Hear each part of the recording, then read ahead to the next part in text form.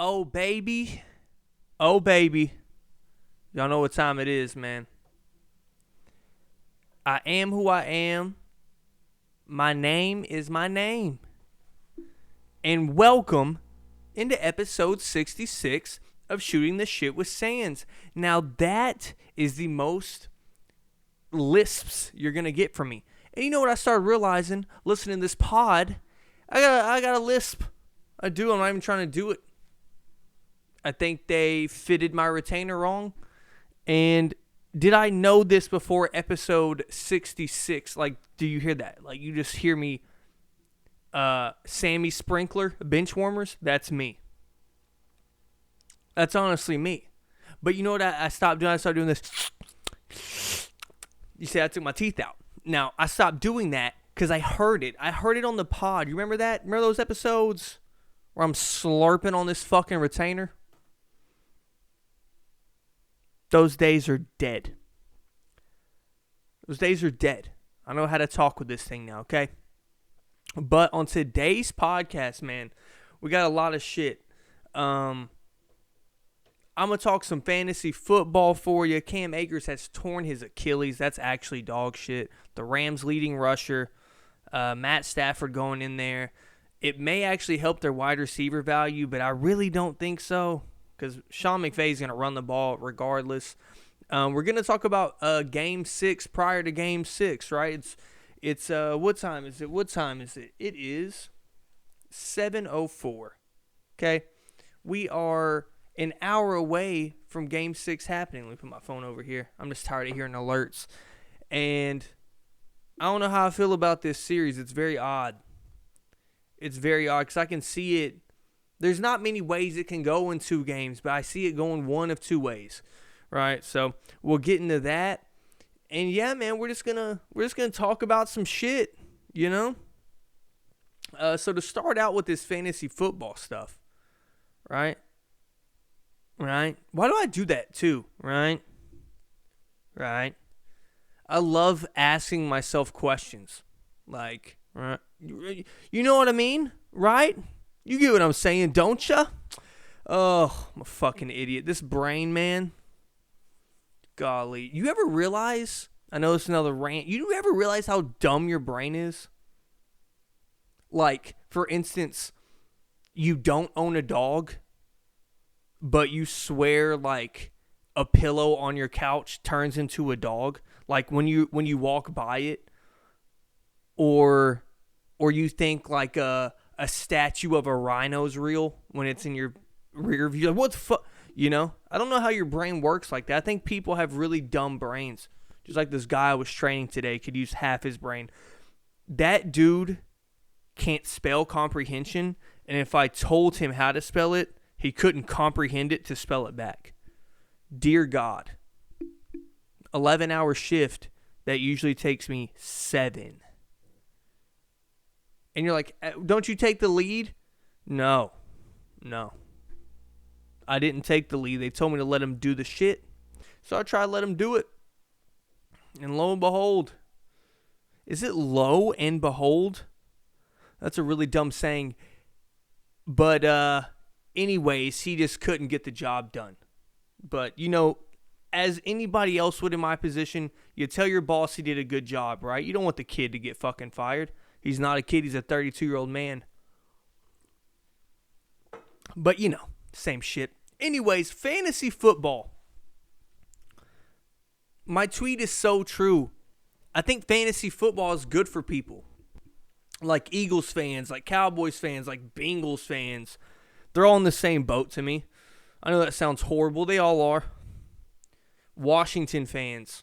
They're a bunch of they're just peasants. You know, it's like, I don't know. They're just it's really sad to see fan bases really have to invest in something that starts with fantasy because they know the real football, the real life side. You know, it's like getting involved in video games. That's not real life, you know? But you got to convince yourself it is when nothing good in your life is going on.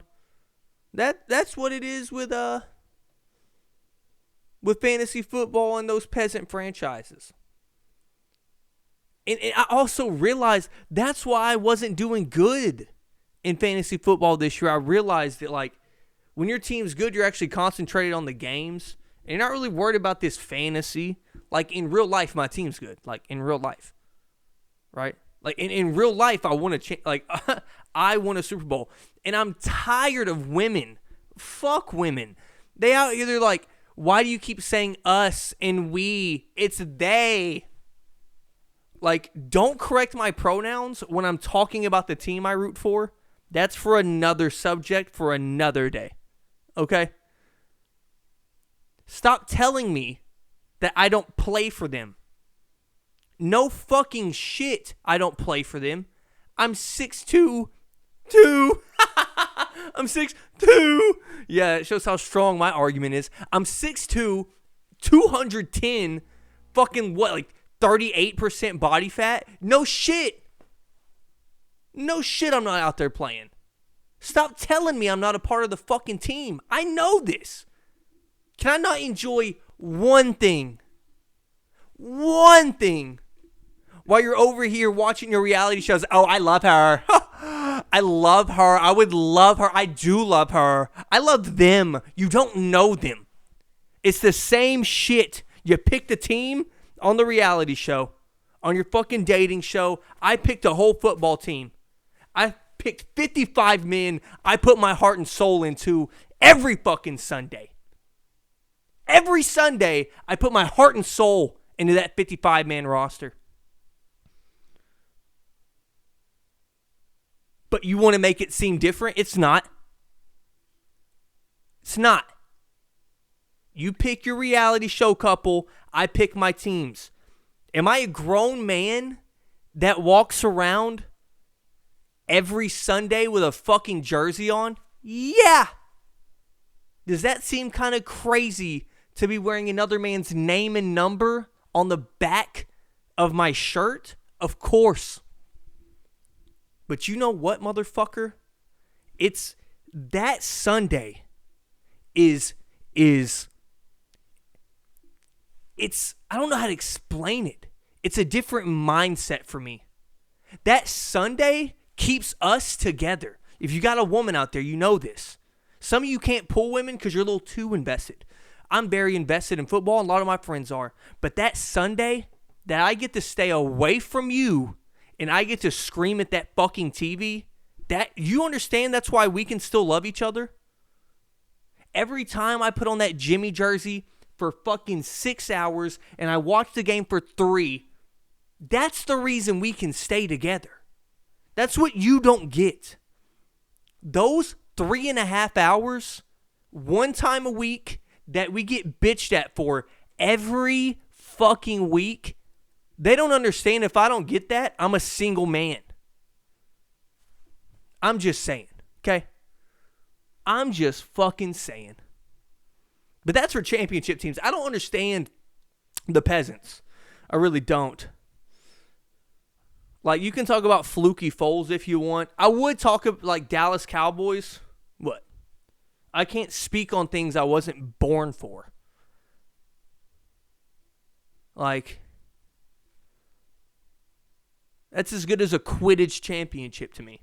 It's not fucking real. Actually, they do have Quidditch leagues. Oh, God.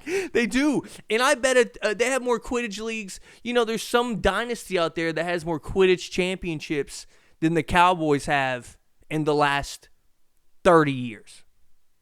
And that really lets me sleep really good at night. Like honestly, going to sleep without a star in my house is peaceful. It is. Like, when Nia asked me to go see the stars, I said, I don't want to see those. It reminds me of the Cowboys. That is dog shit in the sky. I don't want to see any type of stars. I don't believe in fucking, what is that shit called, horoscopes? That has to do with moons and stars. Don't want nothing to do with it. That's peasantry. Dumb shit. Nia, are you outside the door? Yeah. She's outside the door. I heard her chuckle. All right. Anyways, she broke up my rant, but it's fine when you get into the fantasy football shit. Okay.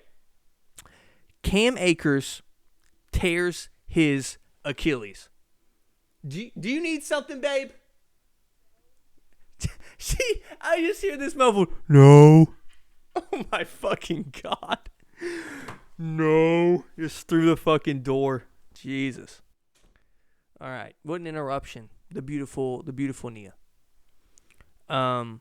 So let's go look at this depth chart. I'm not going to act like, I know Daryl Henderson's there, unless there's some wild injury I don't know about with him.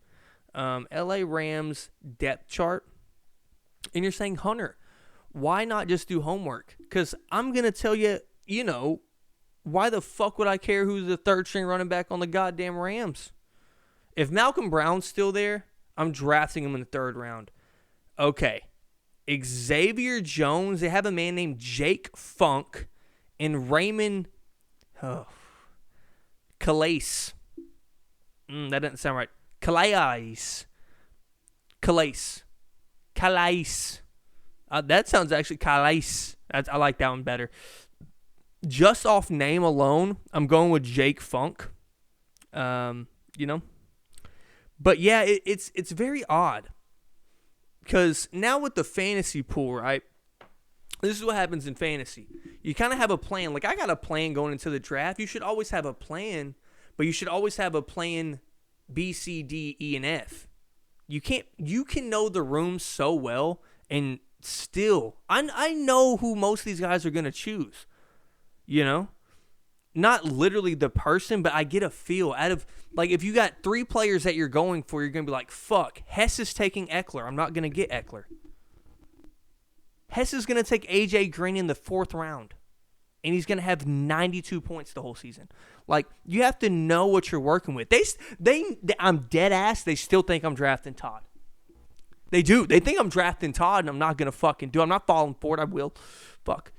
Next thing you know, you know what's going to happen? My quarterback, I'm trying to get one of the rushing quarterbacks with rushing upsides like Josh Allen, Lamar Jackson, Jalen Hurts. I'm not going to take him from Chris, so I have another hissy fit. I tried to take him. Y'all don't even know the situation in Hooters. Dear God. I click draft. Rumple's going around. We got beers flowing. I drafted him, dude. It just didn't register. You saw it, Drew. Well, I took him. Dude, that's fucked up. I want him. I want him, dude. It's my quarterback. Ugh. Get over yourself, Chris. That's what you get for waiting until the 11th round to draft a QB anyways, you dumb fuck. Chris just goes through and is like, I'm taking the Eagles quarterback. Yeah, let's see how that turns out for you every year, buddy. Oh, me, oh, my. I'm going to wait till the 11th round. My starting QB of a inefficient offense since 2017 is going to be there. Holy shit. Peasant. Oh, he's good at fantasy, though. And he will go down with a gold jacket in fantasy. That's fine. What was I saying, though? God damn. I just lose my train of thought. Oh, with the draft room. Okay, so you read your draft room correctly, right? And now Cam Akers his ADP was so high. He was late first round, early second round draft pick. I didn't believe in it because I have these scars. We call it trauma in the therapist world. I always said that, like, I don't have relationship weight. I have weight. Or it's I hadn't seen my therapist in 2 years weight. That's what I had. Therapy, everybody needs therapy, man. Just letting y'all know. We can get into that in another episode. Already have a mental health episode. I'll find it for you. But in your draft room, you get these guys like Cam Akers who goes high. And it may be a guy like me. I don't want Cam Akers. I know I'm not going to draft him unless he falls very far in the draft. So now it fucks up my draft. So now maybe, and it may change it because we have this keeper league. So now the top 6, 7 running backs are all taken off the board. Now I may have to jump. I was going to have to do it anyways. But now in the second round, I could have a great RB1 like a Nick Chubb or who else was left? Who have I been drafting? Oh, a Cam Akers, duh. Guys like that, and I don't ever go receiver in a 12-man second round. Receiver's too deep, right?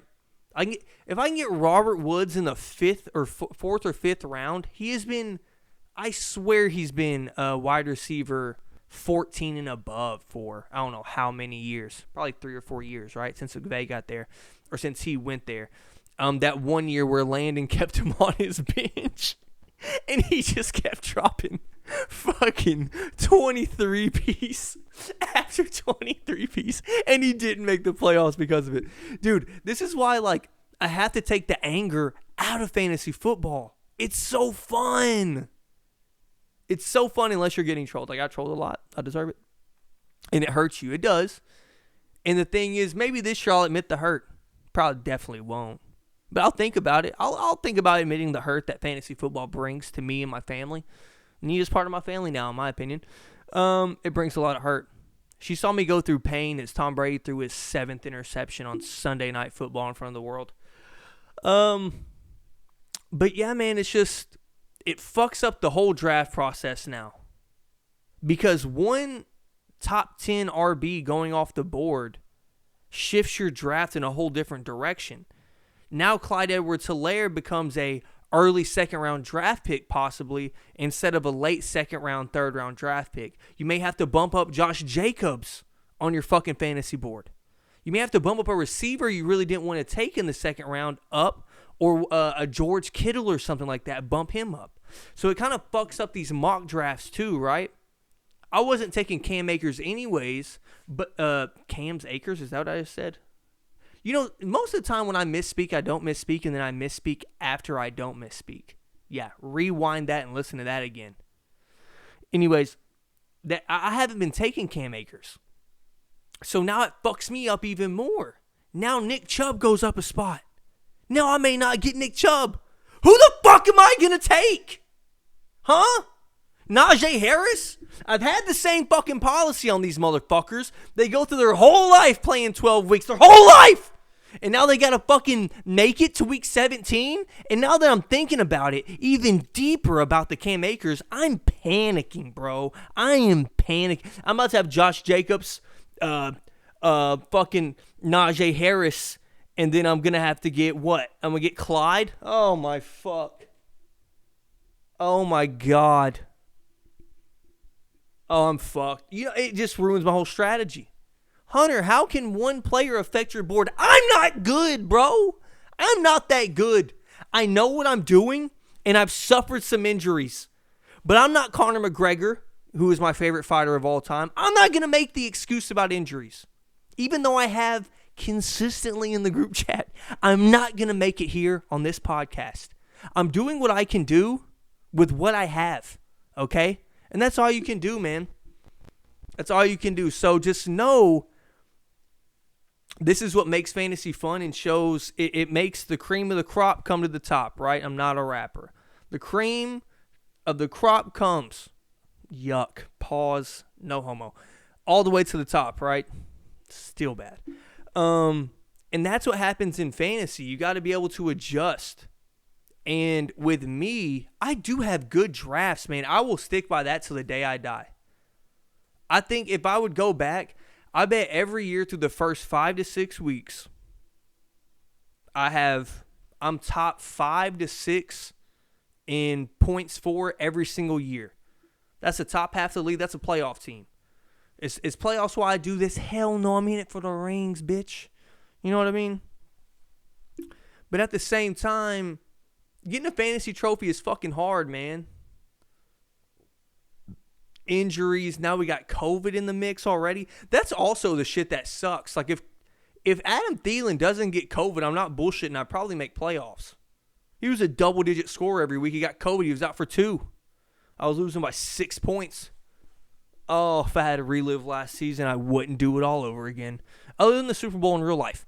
But yeah, maybe another guy that has to be bumped up is Chris Carson, who I love, obviously. A fat fuck Tristan Hill comes around. You know, this dude doesn't make it. Wasn't he a UCF player? That one fucking... where are those players at? You remember them getting hype in college football? Where are those players at? You got Nubhand in the back seat in Seattle if he still plays there. His brother's getting fucking torched on the outside every goddamn game. You got Tristan Hill not even getting PT on the worst. I have never seen a worse front or nose tackle position in the league than the Dallas Cowboys. I've never seen a worse 3 technique. Don't they run a 4-3? No, they run a Do they run a 4-3? No, there's no. Do they run a 4-3 in the current NFL? Jesus fucking Christ. But yeah, it's just, to me, you don't run a 4-3 because you got to have the most pass rushers on the field. All right? Unless you got just immaculate speed at fucking linebacker, I don't know why you're running a 4-3. All right? Got to have the most pass rushers possible. Okay? That's just me, though. I don't know shit about football. But yeah, man, a lot to adjust to, and it's going to be a fun season this year. I can't wait. I've spent 20 minutes on NFL football. I was going to look up Aaron Rodgers' contract, right? Aaron Rodgers' contract, because it's just hilarious to me that they think this guy with a signing bonus of 57. No, there's no way that's right. What was the initial deal? What in the fuck? No, this is wrong, right?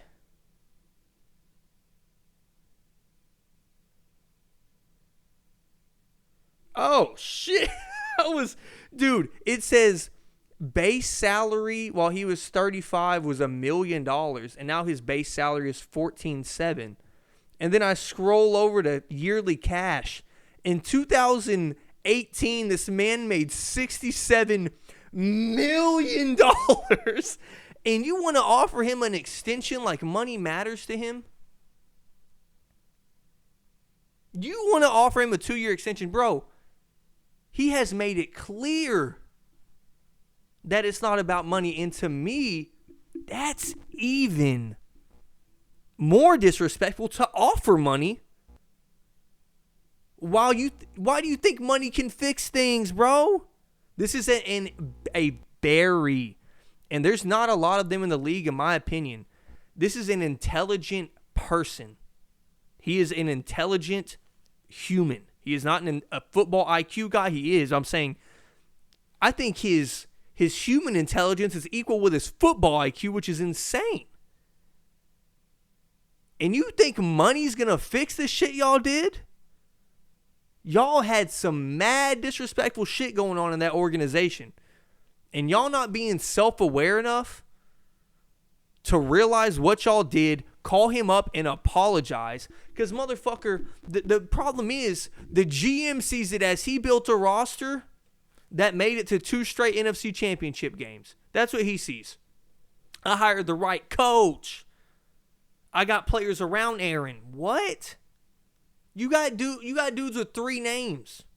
Marquez Valdez-Scantling.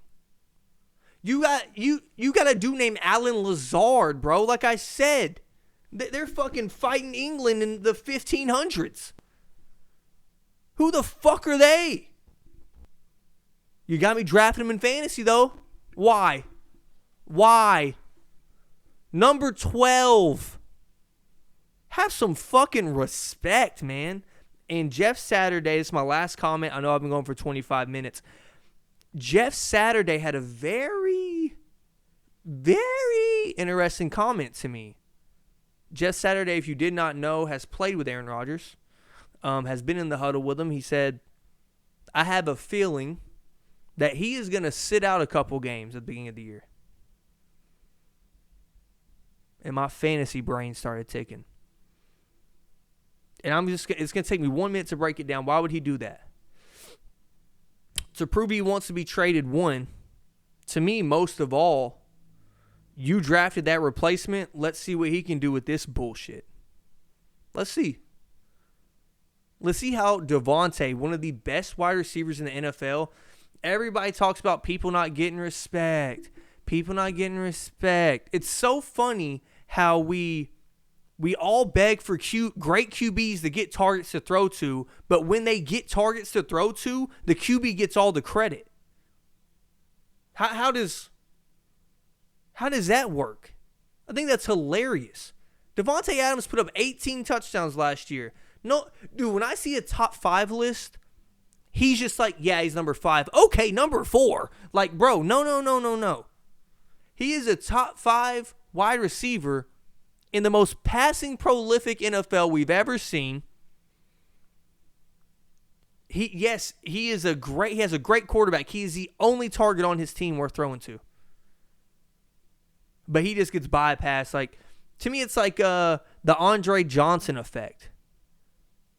It's like, bro, did you see what Andre Johnson was working with? Fuck, dude. That's all I'm saying. Let's have some respect for these players, bro. Let's have some respect.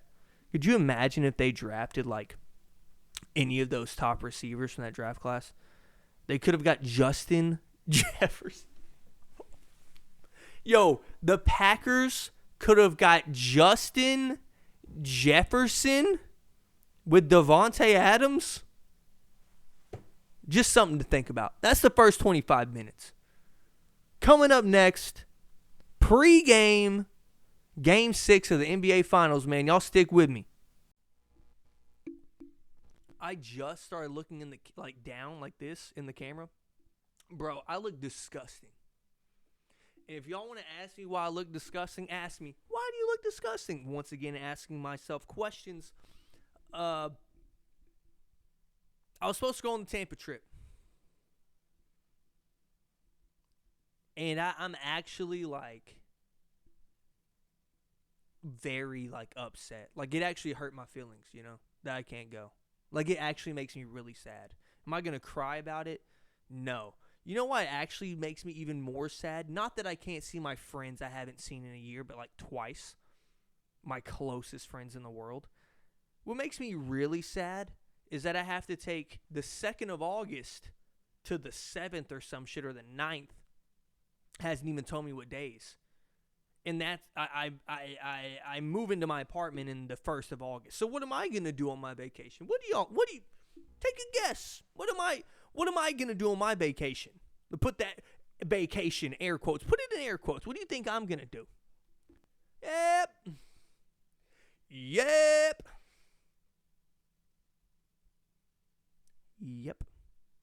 I'm gonna be fucking moving into my goddamn apartment. And you know what? This is karma. This is karma for making Nia look up all the furniture and just telling her, take the debit card. Just take my card. Swipe the money. Or do you want me to Zelle it? This is what I get. This is what I fucking get.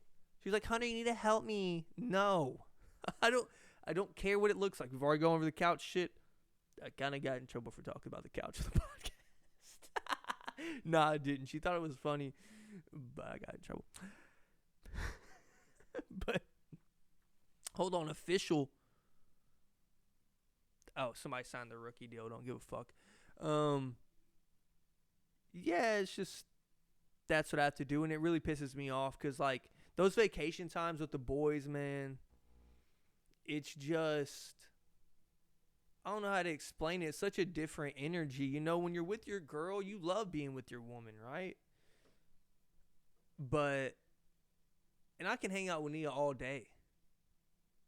But chilling with your closest friends in the world who have literally the exact same common interest other than their shitty music interest with just random sounds being put together with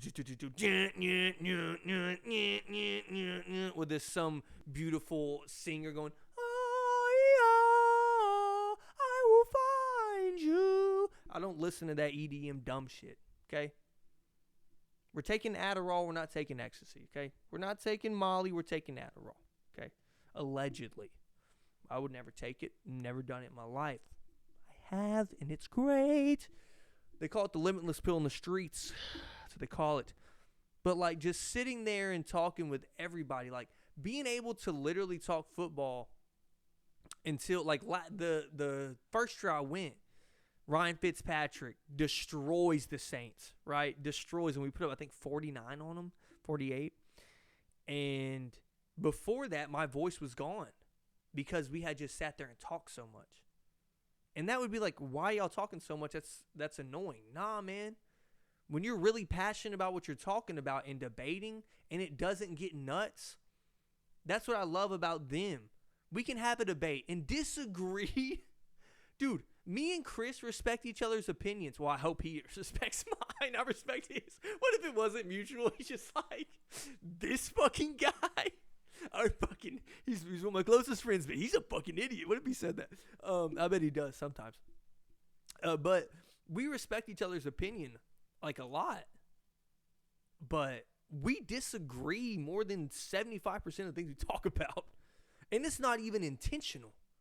Bro, our first argument of the season was the third game of the year. Who's better, Dennis Schroeder or Lou Williams? They're both ass. Like, look at that. We're both wrong. Neither of them are good anymore. They're both shit. But it's just one of those things. We talk sports and we disagree. And sometimes we correct each other. That's the biggest, like, sting you can get in a sports argument. Like, you're wrong about something and you get corrected. Chris's go-to line, by the way, is like, the Jalen Hurts tweet I had, believing in somebody who threw 150 times last year is hilarious. And he's like, oh, anybody can Google stats. And the funniest part about that comment was, I have been listening to not even just fantasy, any football podcast that of people that I know and respect that I hear on XM radio, to get educated more on football. I know my football. But I want to know it to the level that they know it. You know what I mean? I don't need the yards per, like I've always said, I don't need these deep analytics to know a sport. I'm not running a team. I'm talking. And if the best argument you got is pure analytics, then you're not going to win a debate with me anyways. Because analytics run sports. Just rewatched Moneyball. Literally just did the other night. Say it's like 6 a.m. watching it. I know, it sounds nuts. And I got up for work at 11. Yeah. My life is nuts, bro. I'm going crazy. But yeah, and it's just crazy how Kevin James, his name was, I believe, that invented it. And he worked for a fucking like sausage factory or something. Right? And analytics run sports. But if your best argument to me is, certain weaknesses in the defense and they attack that more, I understand that. But you're talking about, like, I don't even know analytic terms anymore. You know what I mean? I don't know, win rate on the line and shit. I don't give a fuck about that shit. Is he blocking good? God damn, I got to watch Tristan Wirfs all year last year, and you want to talk to me about O-lineman? I'm looking at the greatest tackle of all time every fucking Sunday. And I am not over-exaggerating. He will go down probably as a top 5 O-lineman ever. Insane.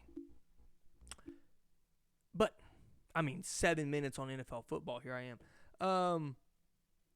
Yeah, but I am upset about the fucking Tampa trip. Being in Tampa, watching Tampa, shit on the Cowboys. Just would have been amazing.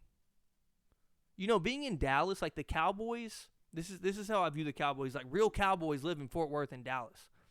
The Dallas Cowboys are like what people from LA think we act like, Like, oh, they're like that, but we're not. They're kind of fake Cowboys. They're kind of fakies, so I would love to see that. But I'll be at the house. I'll be off getting fucked up, ready for opening day. Anyways, boom, Game 6. Bang. Talking about getting fucked up. The Suns are getting beat down. This series is so complex to me. We are seeing, to me, we are seeing the best player in the series beat the better team. Yeah, the Suns are a better team than them.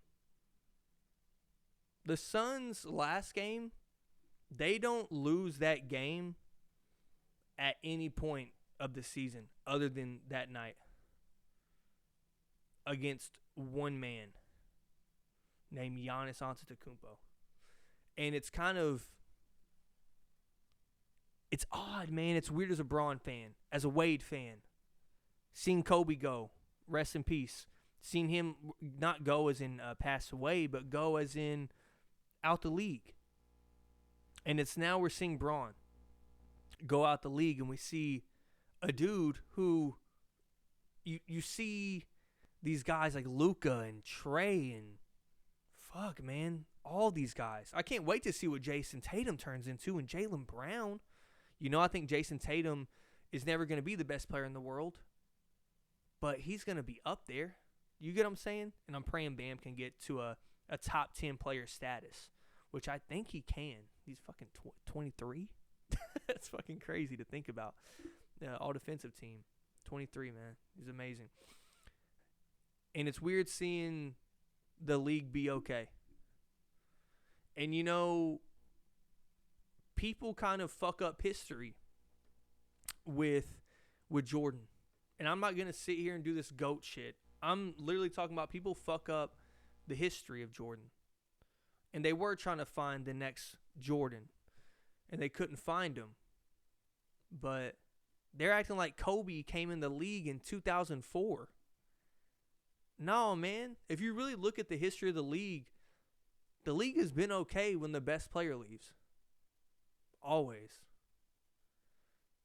Always. Magic out. Larry out. Kareem out. Jordan in. Jordan out. Kobe in. Kobe out. Who came in when Kobe left? 2013, right? 14, something like that. I don't know who drafted, but you see LeBron already had the torch anyways. And LeBron's not done yet. But now LeBron is on his way out, and that's what's kind of shitty for me. Because I'm sitting here going, what the fuck? My favorite, not my favorite player ever, but who I think is the GOAT and played with my favorite player ever, D. Wade, is going on.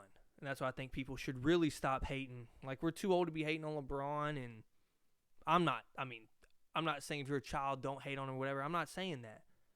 You can hate on him for all the political shit that you want, whatever. Bro, as a basketball player, you got to respect greatness when you see it. Like I've always said, I got to respect it when I see it now. And I'm going to appreciate it. Because when I'm fucking 46 on my couch and my teenage kid comes in there, however old the fuck they are, I'm going to be like, yeah, I saw every big moment of that dude's career. And I loved every second of it. Why would you hate on it? I was young when I hated Kobe when I was young, but I was a kid. That's what made Kobe polarizing, though. That's what made Bron polarizing. So now watching him go out and seeing this skinny, lanky, fucking powerhouse of a man take over his spot is very odd. It's very weird to see. But he's fucking doing it. Like, I give credit where credit is due to Nick Wright. Right? He's probably one of my favorite, if not my... I have a lot of, like, random guys that are my favorite. Antonio McDaniels, one of my favorite basketball analysts on earth. He's just pristine with it. Kevin Johnson for the Suns. He's the Suns announcer.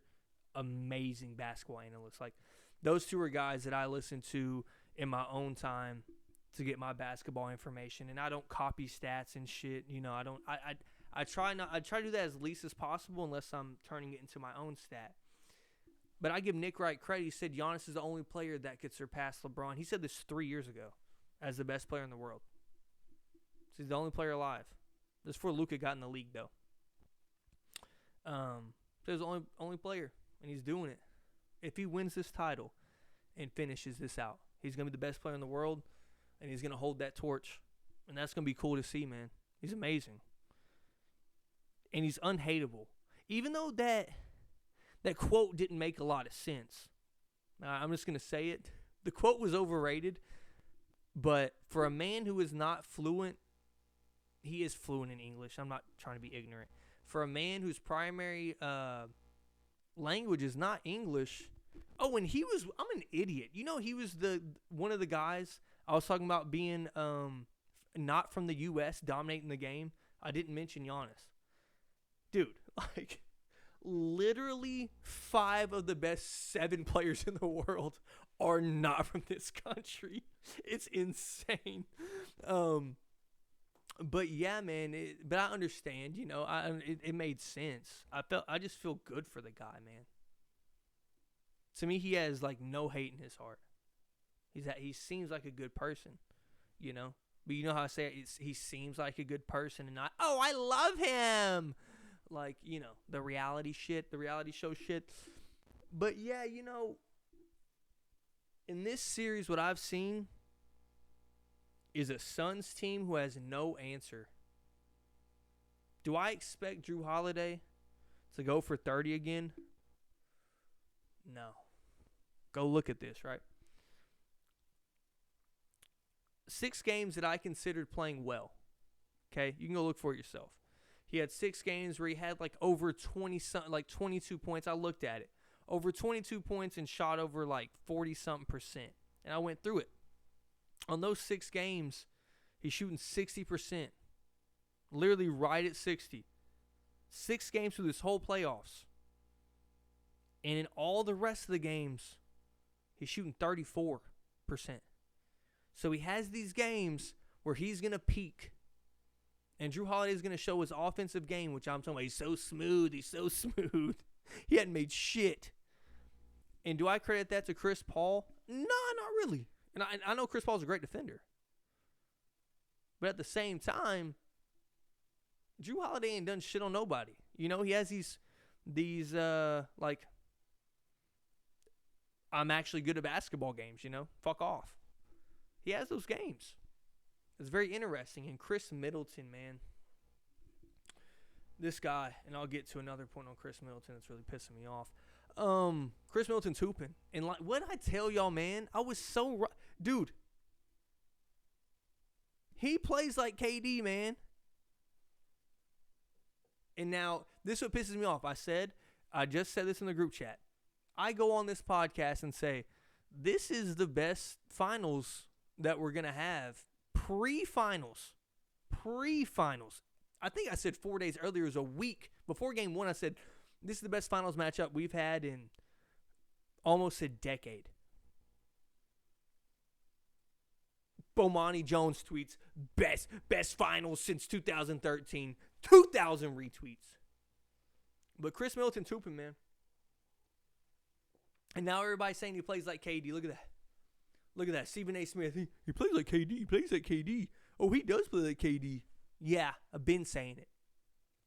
Jump shot based scores are scary when they're efficient. Because to me, mostly on the same team with a guy that's already demoralizing you because you can't put a big enough body on him like Giannis. To me, a dude that's just driving past you isn't as demoralizing as a dude that's hitting shots in your face. That's why Steph Curry kills people. It kills the whole team's confidence. Like, what the fuck am I supposed to do, coach? Because there's no coaching for that. Chris Middleton was like, you know what I love about Chris Middleton too, which I give him credit for? He was known as a playoff choker. I put that in air quotes if you can't see me. For a while. Because he had some bad performances. And we just label people so quickly. I said on the last podcast about something more serious, but we label people so quick in the social media era. Jokes start flying. We label people. And we don't really get down to the truth or analyze anything to give them another chance. Or like the Paul George thing. One bad game from Paul George, I'm lighting him up on social media. I'll admit I don't care. But will I come on my fucking podcast where I have to have a real opinion on things and say he sucked it up? Fuck. No, man. I will say it's not a championship number 2, and I stand by it. Don't care. But yeah, Chris Middleton is demoralizing people. He was calling... Oh, the thing I was going to give him credit for. Sorry, I lose my train of thought. Dude. He's calling for it. Giannis is drilled up the court. He's clapping. Give me the fucking rock. This is already when he's hot as shit. Already hot as fuck. And they're right.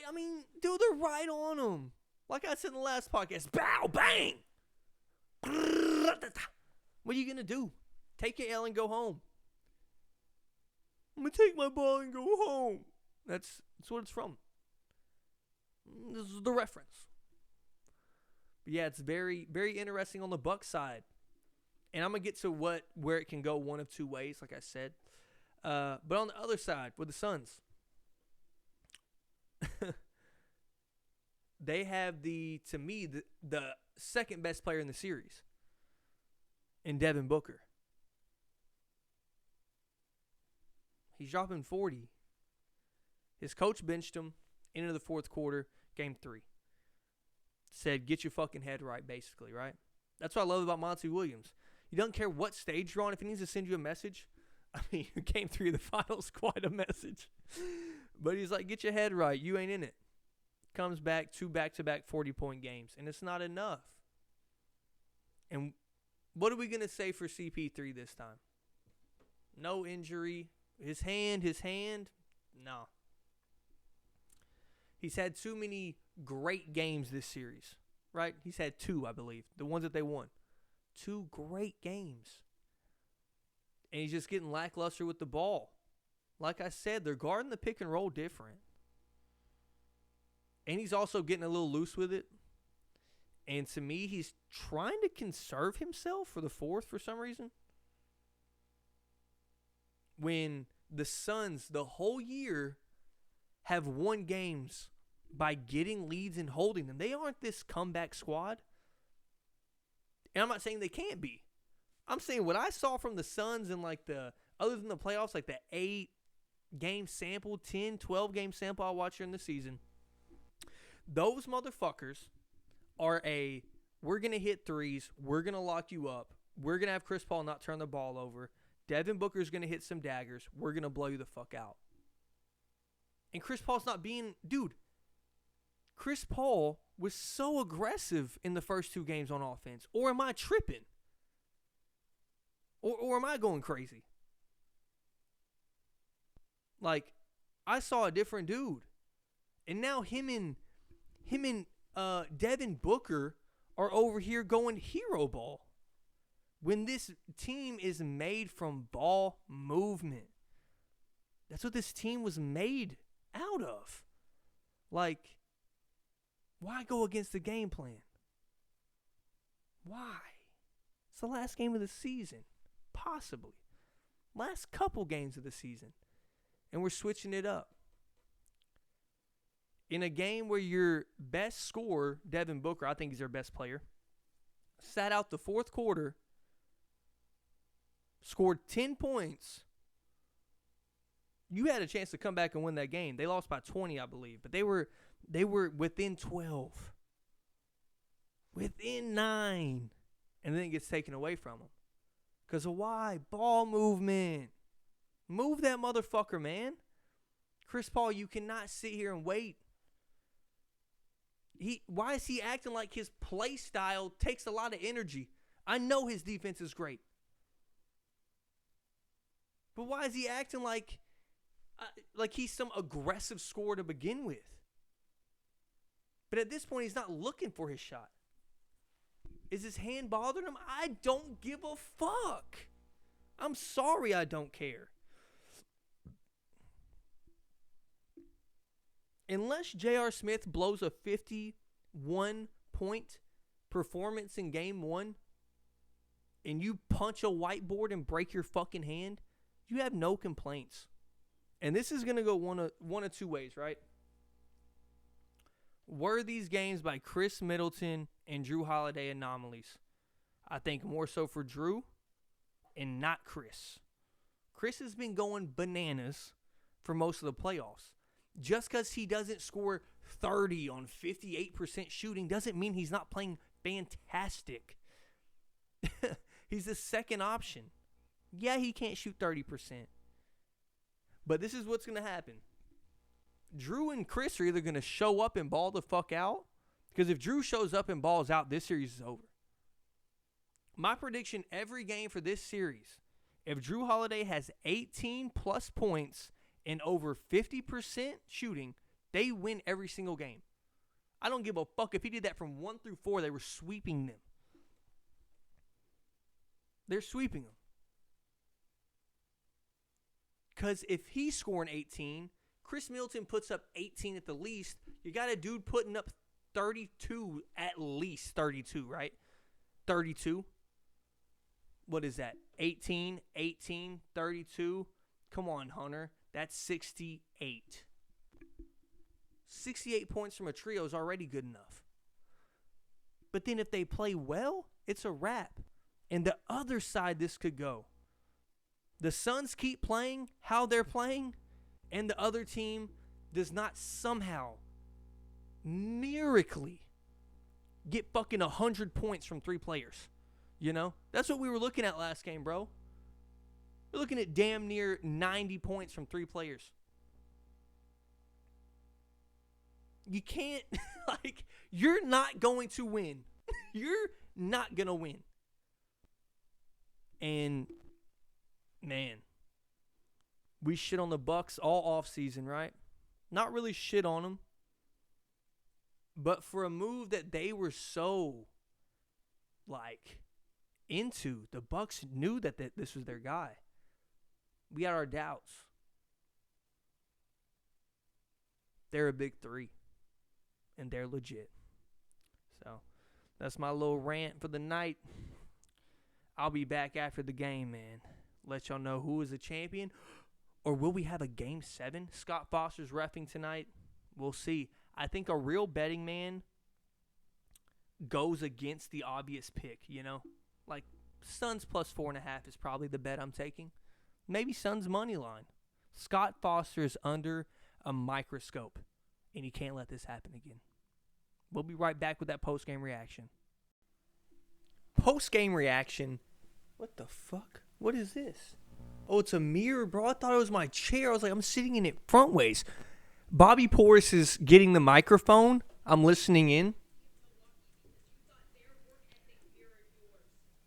Bobby Portis had a fantastic game. 16 points, 6 for 10 from the field.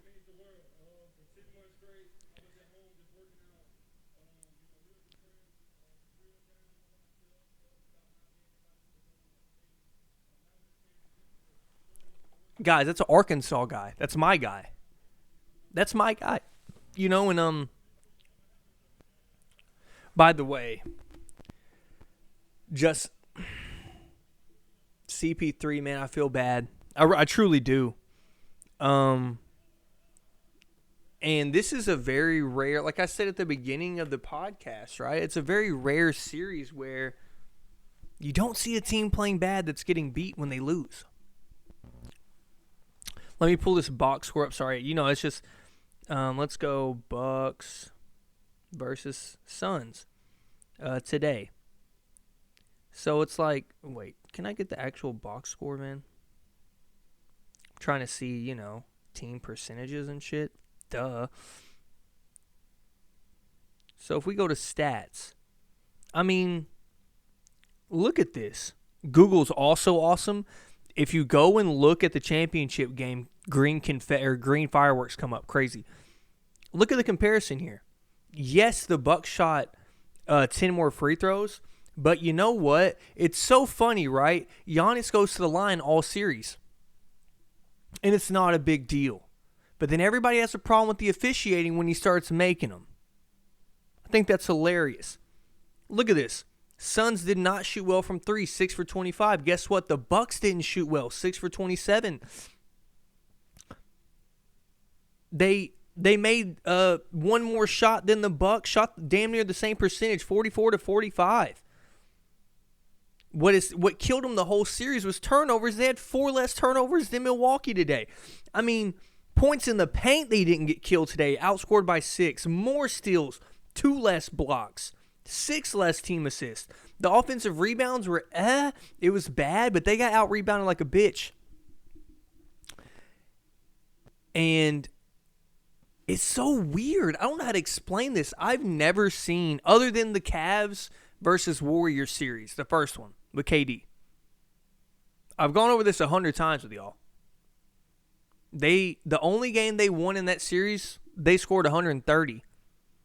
Go look at those box scores from that series. The Cavs weren't playing bad. They were scoring 115 a game, and they were losing by 20. You know what I mean? And this series was so weird. Giannis comes out. I don't know if he was that hurt. I'm not trying to what is the word?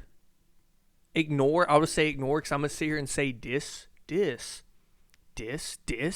I'm not just going to ignore his injury, but I think it was more uncomfortable than anything. And then, because I don't see a dude, I don't know a guy. I mean, Giannis is obviously, he's called the Greek freak. He's a freak of nature. I don't see a guy hyperextending his knee, coming back in pain, and then dropping, 20 and 16 or some shit, 20 and 17, and then coming back to the next game and putting up a 40-piece. And the way that he was moving, the fearlessness, and that's just how he plays, so that's why it's so admirable for him to win a ring. All tears coming out. Him and Chris Middleton playing 8 years in a row together. The whole careers, playing together. It's crazy to see that, and this is why homegrown rings mean more. It's just a fact. And I think D Wade's ring didn't get enough credit. I think his performance is obviously one of the best ever. And you know how good Giannis was in this series? I had the stats here, sorry. 35, 13, and 5. D Wade averaged the same amount of points he did. Is that not crazy? In a 6-game series, D Wade averaged as many points as fucking Giannis did. Did it with, I think, 8 boards. But Giannis shot 62%. Chris Middleton, his sidekick, 24, 6, and 5, shooting almost 50%, 49% from the field. When you get 24, 6, and 5 from the second best player on your team, it's hard to lose a series. It's hard. And Drew Holiday did not shoot the ball well. But did he make a lot of negative plays to y'all? Not to me. His assist numbers were crazy. If I was to look up the assist numbers, I saw him all lined up. I think he had 3 double-digit assist games. So he's probably at 10 assists a game, averaging 16 points a game. So your third best player is averaging 16 and damn near 10. A dude averaging 24, that's 40. And then a guy averaging 35. 75 points from 3 players. I don't care how you get it. I mean, if one dude's averaging 40 or some shit, it's different. I mean, he's 5 points off. But you get what I'm saying? It's hard to beat that. Giannis had half their fucking points tonight, man. Damn near. I don't know. And like I said, this solidifies his legacy the way he closed the series. Being a putrid, dog shit free throw shooter through the whole postseason. I think he shot 56, 57%. Maybe it was 59. I don't know. I think it was really low. And in the finals, he shot horribly. He goes to the line and almost shoots 100%, dude. I think he missed 2 the whole night. Shot 50. 5 blocks? 5 blocks. We're looking at a guy who, and this is what makes legacies. Memorable plays, championships, numbers. Memorable plays, championships, numbers. We all know the memorable plays. Block on Ayton. Alley-oop from Drew. Championship. 35, 13, and 5. It's insane. Didn't even look at the block numbers. Probably averaged 3 blocks a game. 62% shooting. We're looking at the best player in the world here in Milwaukee. And this isn't me saying this like everybody did with Kawhi Leonard when he won the championship with Toronto. It's a little different. He's playing a fully healthy team who to me was the best team in the league the whole year. And did you see a Suns team that didn't play up to par? I did not. Didn't at all. I saw a Suns team that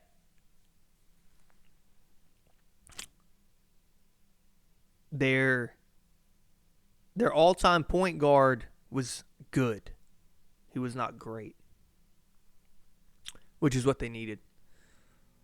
And like I said, they were in the game until late. And what I say, they played hero ball again.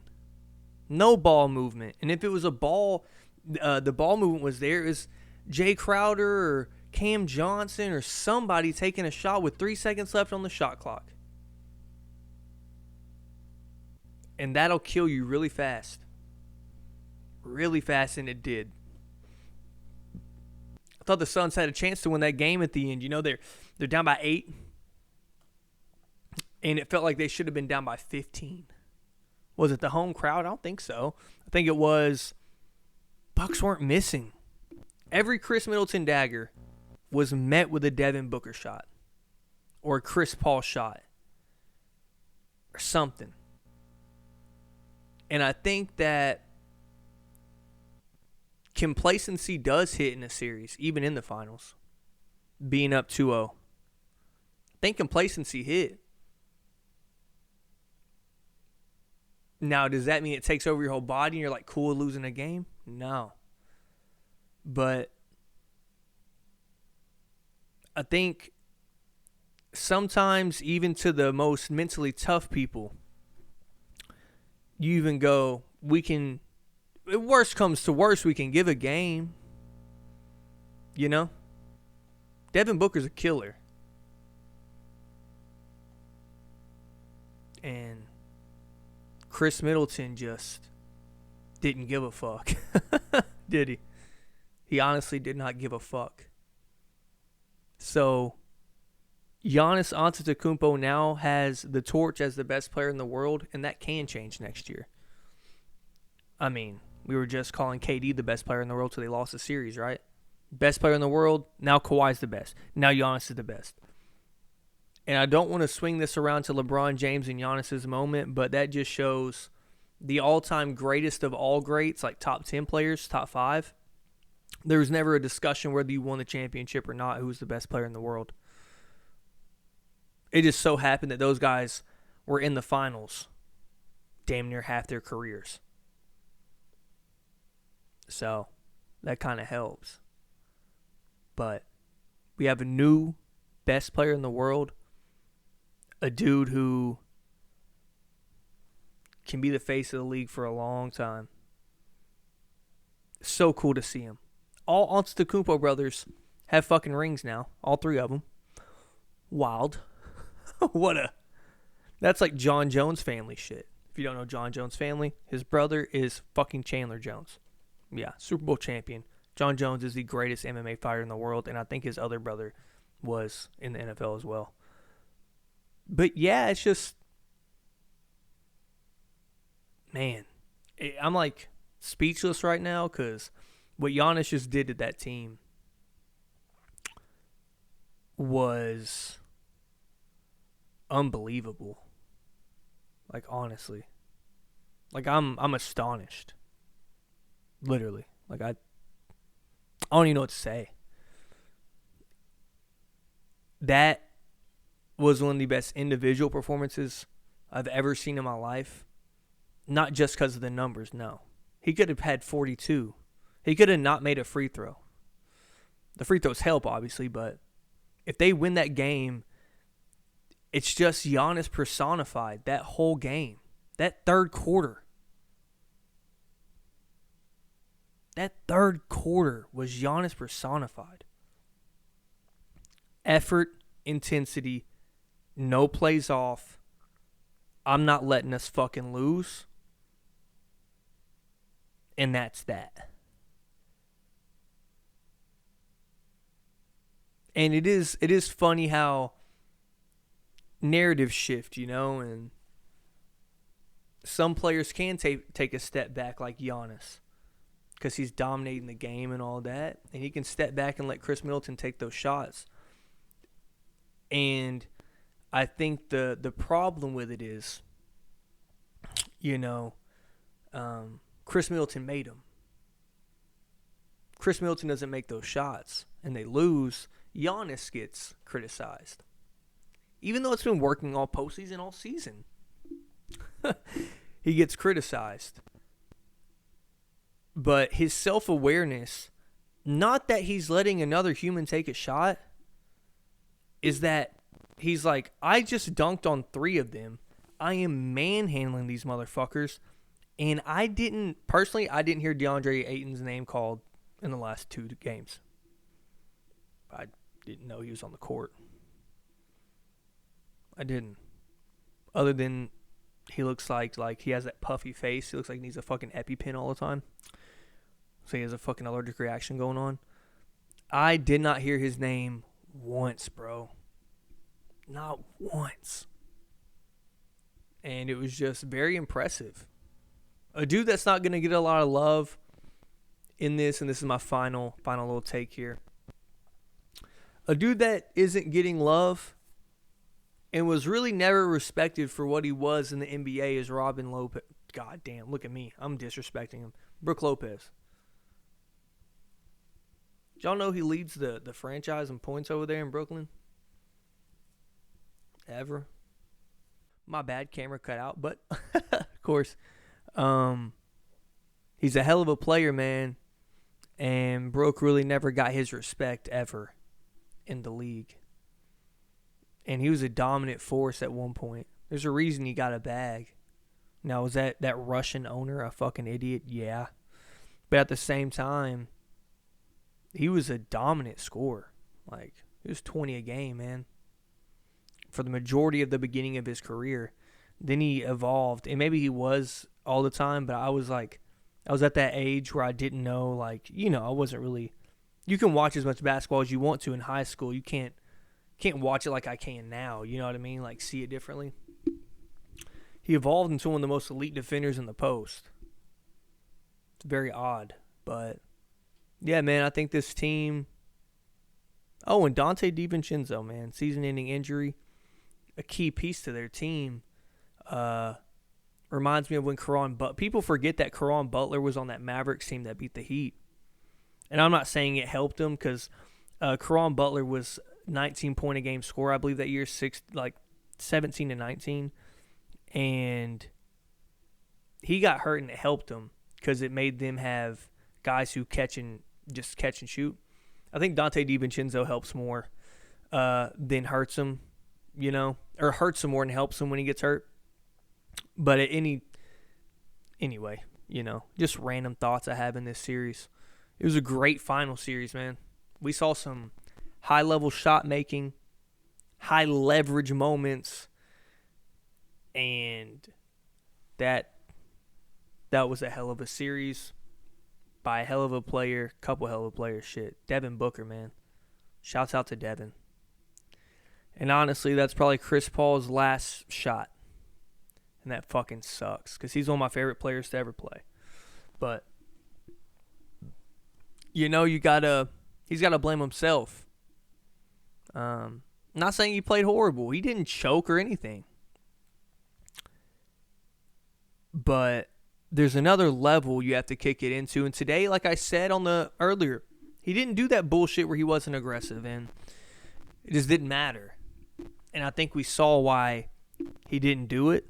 But at the same time, can't wait till the elimination game to do it. Because if you're gassed at the end of Game 5, probably got a lead. Probably take a seat for a little bit, man. But, it is what it is. He did have a crucial turnover, though. But his turnovers were really bad. And another random thought. I just can't stop talking about this series. Another random thought. Did y'all notice they had him picking up his dribble a lot?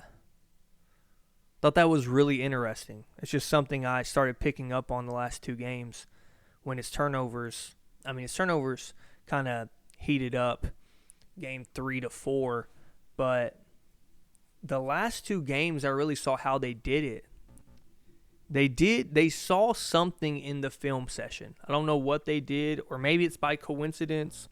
I saw Chris Paul picking up his dribble a lot when he never picks up his dribble. I think it's a certain way that they guarded the pick and roll to make him come to the left side. And because every time he got to his right hand, he did that push dribble, pulled up for a jumper, made a pass. Something they did. I'll have to go rewatch it, but something they did there. But yeah, man, this series was fantastic. Not disappointing in this finals. It was so fun to watch, and we're watching a making of a legend. One of the best players to ever play this game. He's going to be a top 20 guy in the world. Or top 20 guy ever. You know? So, guess we'll see what happens. But, you know, that's the end of this pod, man. Until next time, the pod goat is out. Dude!